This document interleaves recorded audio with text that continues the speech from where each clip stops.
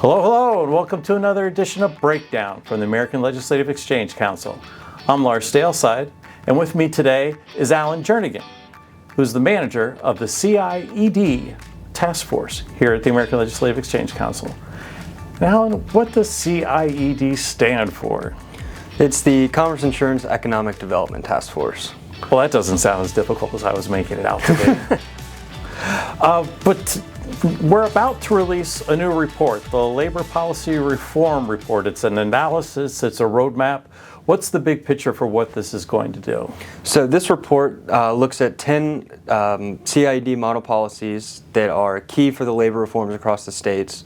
And it takes a number of different approaches from the public sector reform to private sector workers to occupational licensing to give a full overall shot of what each state has for their labor policy. And it'll serve as a resource for both legislators, businesses, and workers to figure out what's the best environment for them. So what type of policies are we talking about here? I mean, give me 2 or 3 of the top ones that you guys are looking at with this report. So one of the big ones we look at is right to work. Allowing the freedom of choice on whether a worker wants to join or financially support a union.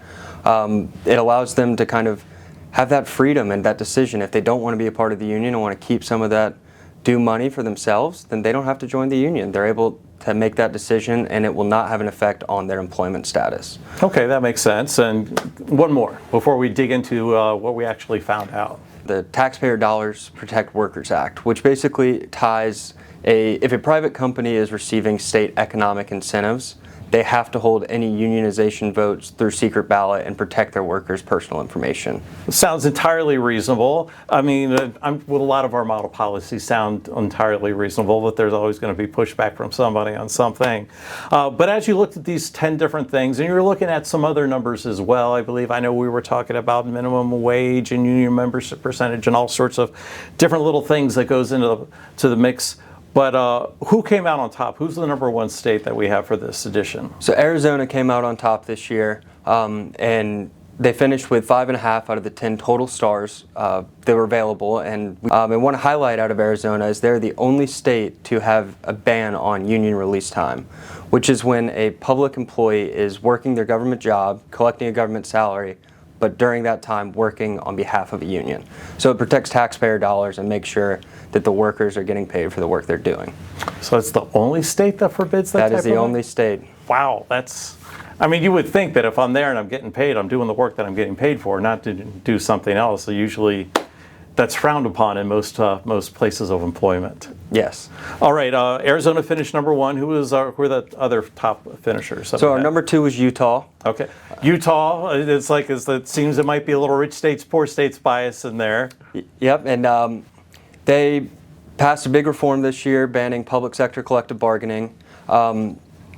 It is going to go to the ballot in 2026, but this is a huge protection for taxpayers, making sure that the public employees are responsible for the taxpayers and are actually not negotiating with themselves as the government. Wait, what does that mean it's going to the ballot in 2026? The collective bargaining ban passed the legislature and was signed into law by the governor. Okay. The lieutenant governor then put a hold on it, and there's a ballot initiative to get signatures, and they hit that threshold and will now go to the ballot for the voters to decide in 2026.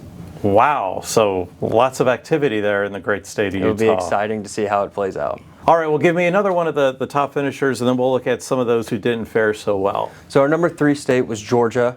Of course you're going to give me Georgia. It was #3. For those of you who don't know at home, he's got Georgia all over his office right now, signed helmets and everything. Anyway. And one of the highlights out of Georgia was it's one of 3 states to pass that model policy you talked about earlier, the Taxpayer Dollars Protect Workers Act. Like I mentioned earlier, if you're a company in Georgia and you're receiving state economic incentives, you have to hold those secret ballot elections, and you also have to protect your workers' information. This will stop from intimidation when you get towards unionization votes and allow people to vote in private and voice their true opinion without any fear of retaliation. So we covered some of the top finishers. And there are some regular players. I mean, whenever we're looking at these numbers, we're looking at fiscal policy, we're looking at regulations and taxations and all that stuff. It's usually the folks up in the Northeast. We're thinking about in New York, we're thinking about in Illinois, we're thinking about in California. But who finished 50th overall? So believe it or not, our 50th state this year was Alaska. Alaska, even looking past their policies, which they've not passed any of the recommended reforms, they also have the second highest reliance on government jobs. So they don't have as many private sector opportunities as other states and are really reliant on the government to employ their citizens. Well, I know when we were looking at our energy affordability report, they talked about the low rankings that ended up with Hawaii and Alaska, and they said, well, one of the problems there could be the overall geography. They don't get to benefit off of the shared infrastructure that you have, with the state that's right by another state. I would assume with some of the vastness of Alaska and the more wild, undeveloped terrain, not to mention the freezing cold, this probably playing a big part in that, the fact that there aren't as many private sector jobs. It definitely does. And with a small population, government jobs will take up a larger proportion of the total jobs. But even kind of the government job asides, they don't have a lot of the protections that you see in the top states, such as the right to work status and all of that for their workers. Interesting. Okay, and then who was next on the list? Number 49 was Massachusetts, who also did not pass any of the reforms, but have a slightly lower reliance on government for jobs. I said at the top of this that there were the regular players, the Illinois, the New York, the Californias. Are any of those anywhere in the bottom five? Or? New York is also in the bottom five. Okay, well, you can always count on New York for that. You can. What's the main thing that's holding New York back on this? They just haven't given their workers that freedom and flexibility to find their version of the American dream. New York kind of has a lot of regulations and burdens in place that don't allow their workers that freedom and that flexibility. You're talking about like the licensing laws. In specific, the licensing laws. And then as well, they're not a right to work state, so their workers don't have that freedom of choice that they have in some of the other ones. And I would assume there's a very high union membership in both the private and public sectors. There is. And that's got to make things a little bit more difficult in the ranking. Okay, you said at the top that we're talking about some of these things. There's 10 stars possible. Our top ones are 5.5 stars. So there seems to be a lot of stuff that's being left on the table. What are some of the bigger reforms overall that anybody could look at or should be looking at if they're looking to make things a little bit better for the workers in their state? Yeah, and I think with so much opportunity, that's kind of what makes this report so exciting. There are so many ways for even the top states to continue to get better and better. Universal recognition of occupational licenses, allowing workers to move to a state, and if they come from a state where they didn't have to have a license for their skill, recognize their work experience, or if they did have to have a license, allowing them to not have to repeat that education and all of the time and money they spent to get certified, allowing them to just move to the state, start working, and start contributing to the economy. So like if I'm a plumber in Idaho and I move to California, I'm guessing odds are that I'm going to have a trouble with my license. Yes. But not so much so in other states. Exactly, yeah. So if you look at some of the top ranking states, you can move there and then get your license kind of recognized and get ready to go.